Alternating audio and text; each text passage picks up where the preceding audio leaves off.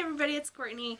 I'm making a video today to just kind of let you know what's going on this cycle. This is cycle number 1 for me trying to conceive with PCOS. I have had PCOS for a very long time, so the last cycle that I had was 147 days, which is a typical PCOSer. And I needed meds to start the cycle that I'm on. So about 3 weeks before the first cycle day of the cycle I'm on, I started taking my medication again, and I believe that's what led up to me getting a cycle, which I'm going to call a fresh start. It's really unhealthy for your uterus to go 147 days without shedding its lining, so I am really excited that I didn't get pregnant during that cycle, because it would not have been a healthy place to raise a baby, or grow a baby I should say. So now I am fresh and clean and ready to grow my baby, and I wanted to show you guys what medications I was on during that time. I need metformin to help control my insulin levels or sugar levels, glucose levels. So that's the first one I want to share, is that I was on metformin. I'm not going to show you the, well, I can show you the bottle, but it's just a prescription bottle from Pcos. And I'm taking 1,500 milligrams a day. That's 3 pills a day, 1 with each meal. You do have to take that with food. It can upset your stomach very bad. I am one of the lucky souls who has not had the horrible side effects from that drug.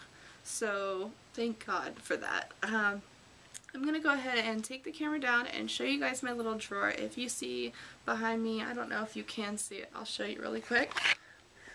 There is a nightstand over there missing a drawer. This is my bed, and that's where I keep all of my fertility medications and of course my thermometer, since I'm supposed to take my temperature first thing in the morning every day. Okay, here we have the drawer that I mentioned, and here's my metformin. That's the first one I wanted to share with you that I was on. The other thing that I started taking was evening primrose oil, and this is supposed to help you have fertile CM, cervical mucus. Oh, I do not like those words, but that's what it's called.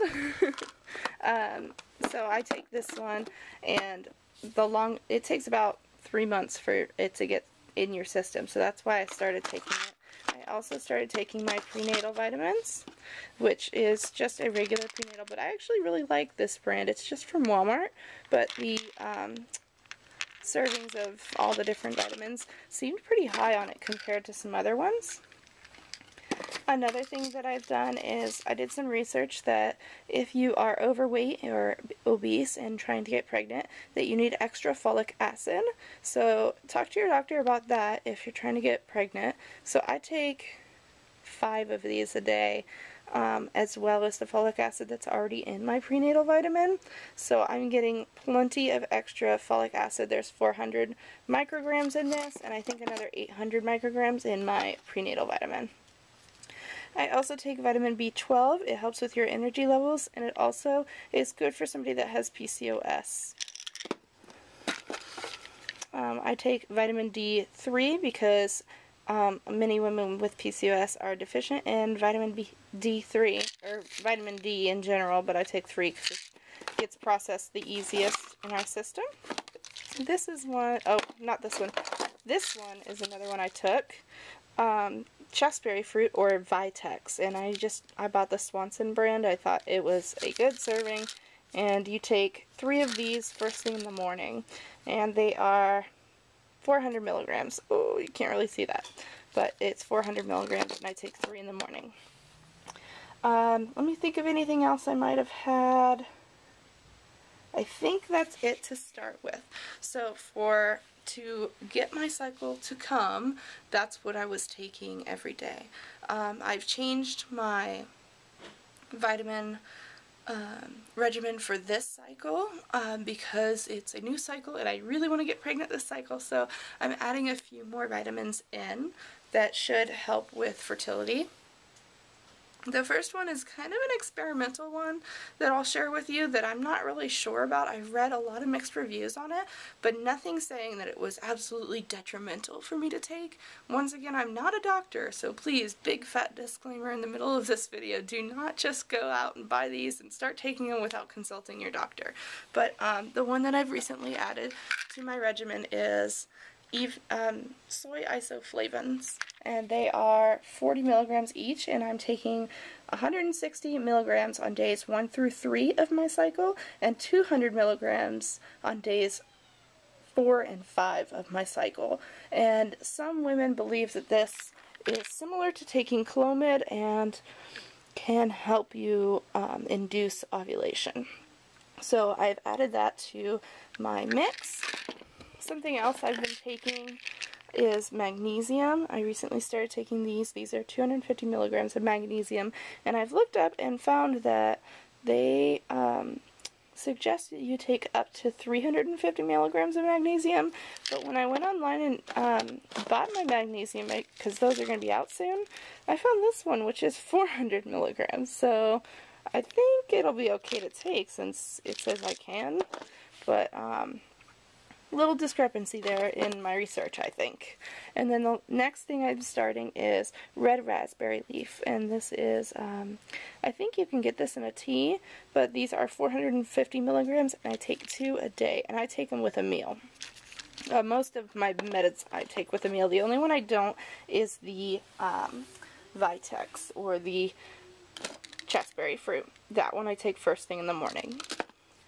Some other things I have in here is I did want to share with you, I have these little travel tins or bins, and they are just perfect for setting up dosages of medications, because I take so many different vitamins in a day that it doesn't fit in one of those like Monday, Tuesday, Wednesday, Thursday, Friday, Saturday, Sunday like pill organizer things, the weekly ones. And so I take these, just throw one in my purse, and it fits a good amount in there. And these are my ones that are fully packed and ready to go, that have my soy supplements in them. And just everything just barely fits in here. As you can see, that thing is like stuffed to the brim with all my different supplements, and actually it's not even everything, because the raspberry fruit I don't put in these little containers because it doesn't fit, for number one, and I take it first thing in the morning without food, so it's the only one that I don't take with a meal.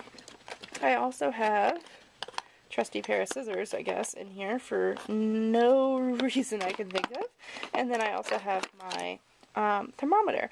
I am charting my temperature, so I take my temperature every single morning, first thing before I move, before I get out of bed, anything like that. So I keep that in here, along with my fertility journal, or TTC journal. And I just have, you know, some notes about, and some charts that I took. That was my last cycle. It ended right here. And then just some different research that I did on meds. I just kind of used this as a scratch pad to talk about the different meds I wanted to try. And then this, I'm going to keep my, what are they called?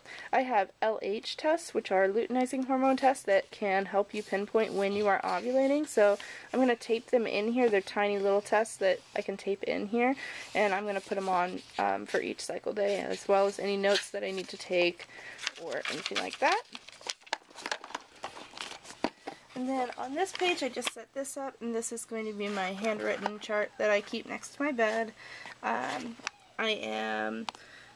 like to spend some time making this nice. I know it seems like a lot of work, which it is, but it's worth it. And, you know, I record what medications I'm on and different symptoms I'm having, and I'll record any, I'm sorry for the shakiness of the camera, I'll record any tests that I take during the time of me trying to conceive, and we'll see how things end up. So that is my little fertility kit so far. I'll let you know if I make any changes. So I'm hoping that this insane amount of drugs is going to work to help me get to conceive. I'm sorry for the shakiness of the camera. I'm not the best cameraman, but at least I got to share with you. And thank you so much for watching. I do want to share that I've had some very big changes in my diet, and I could not have done it if I didn't start these supplements. I am so surprised because I used to have the worst sugar and chocolate cravings just all day long. That's all I'd ever want to eat, is some sugar on top of sugar on top of sugar, and it is gone. I don't have, just one second, I don't have those cravings anymore, and it has seemed to work really, really well taking the supplements that I'm taking, so I'm really excited. And it brought on my cycle, which is like so exciting. So I'll let you guys know what's going on. I'm still in the start of my cycle on my period, so I'll probably make my next update when I start to see any kind of signs of fertility. And I'm just really excited. Let you know how it goes.